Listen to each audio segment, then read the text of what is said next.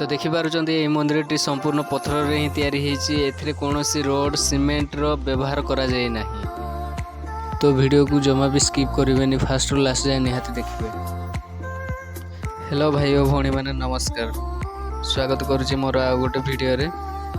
तो भाई मैंने आपण मैंने मो चैनल रे ये सबुदिन यूनिक टाइप रो वीडियो देखा पाइबे। जो मैंने भी मो चैनल को सब्सक्राइब करना एवं ही सब्सक्राइब करके ऑल नोटिफिकेशन उपर क्लिक करके रखु। आउ वीडियो भल लगे निहाती भाव में गोटे लाइक करेंगे, आपणकर मतामत कमेंट माध्यम जनइबे। तो चलतु वीडियो स्टार्ट करिए।